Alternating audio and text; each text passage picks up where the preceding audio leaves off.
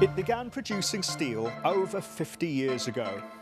A member of the Gunung Steel Group, Gunung Raja Paksi is now investing heavily into decarbonising its production process.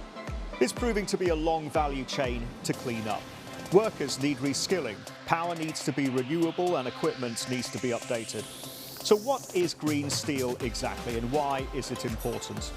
The steel industry is one of the largest energy consumptions industries in the world, anywhere in the range of 8 to 10% of the overall amount of emissions as of today.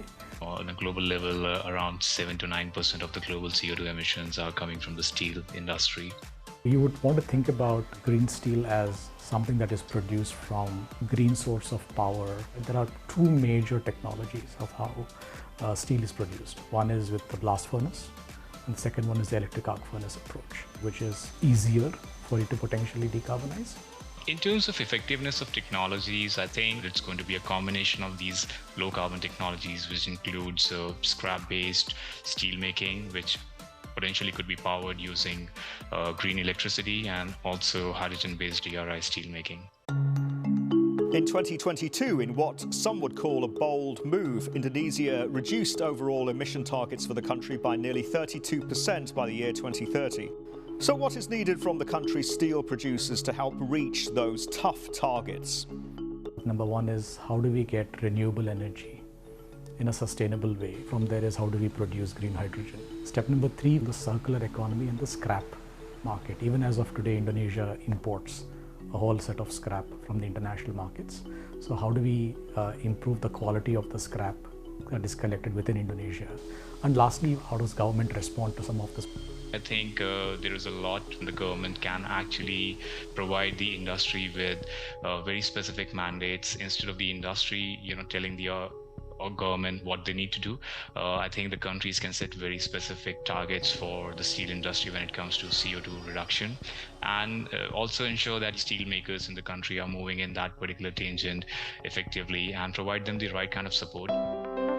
To find out if there is enough support and to explore what is being done right now, I speak with key figures within Gunung Raja Paksi. One of the most important driving factor for us is that of survivor. Being able to survive in this economic environment when the past 2 years were extremely difficult because of COVID. But more importantly, I think that as a relatively small player in the grand scheme of things in the steel industry, we have to be more innovative. We have to be unique in the way we produce steel so that we can create more value for customers. And we see that the most tangible way to deliver that value is to produce lower carbon steel that is possible, especially in Indonesia, especially in Asia, where a lot of the steel mills are actually traditional blast furnaces. Walk us through the roadmap, the net zero roadmap that you launched earlier this year. It's a 5-pillar strategy. Tell us where you are in that journey. Yep. So the 5 key pillars, I'll focus on the first 2, which will make the most impact for our business. And that is the sourcing of green power, which, if we are able to do that, would actually effectively reduce our carbon intensity by 75%. So we are working very closely with the local authorities, the local grid operators, to source for green power. But the other thing that is quite interesting is fuel switching. So as it stands now within the plant, some of our steelmaking processes uses natural gas. It's already considered a transition fuel, but we say that's not enough. And that's not enough because there's still carbon being emitted. So to overcome that, we are now partnered with Fortescue Future Industries, one of the leaders in green hydrogen, to explore the use of converting our natural gas facilities to green hydrogen.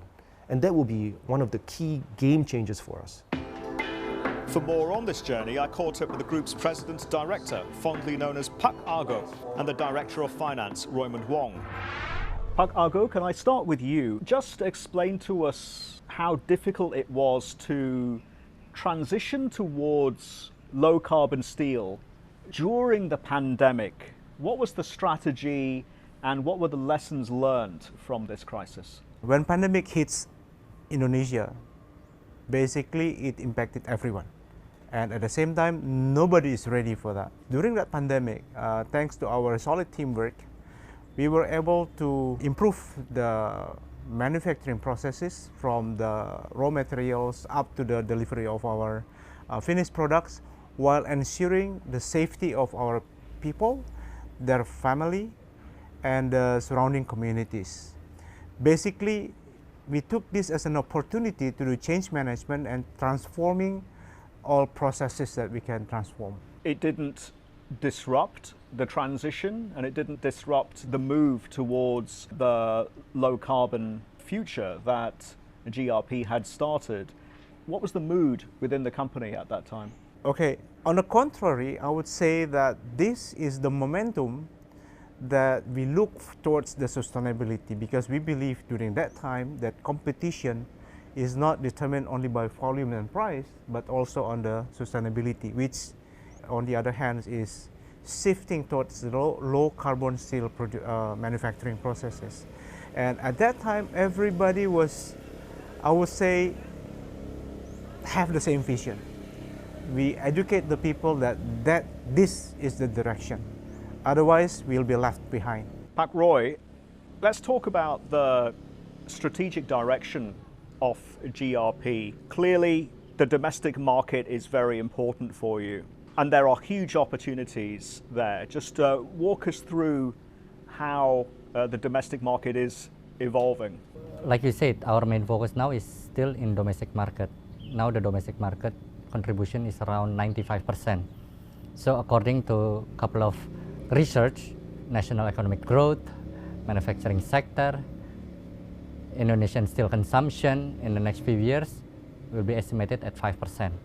And then Indonesian government budget is increased by 8%. So that presents a huge opportunity for GRP, right? So including the national capital city in Kalimantan, it approximately on the first phase requires at least 9.2 million tons of steel. But the export market is still important to you, especially since a lot of these countries and regions are moving towards greener building codes. So that presents an opportunity in terms of whether it's Europe, North America, Australia, New Zealand. For sure, for sure. So we see an increase of demand in low carbon steel product in US, in European market, which is why we are focusing on pushing our ESG even further, so we can be ready to penetrate this environmentally conscious market.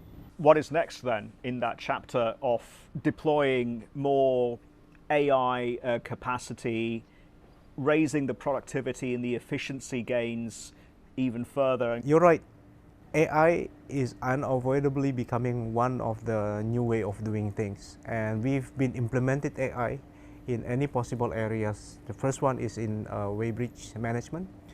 The second one, we were using it in our transportation handling, so that we will be able to know how long does the truck come and wait.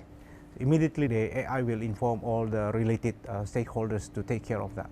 And also in terms of digitizing the learning process, we also help have the AI to improve the process. So eventually efficiency is, I would say, energized by this AI. Brought to you by Petronas.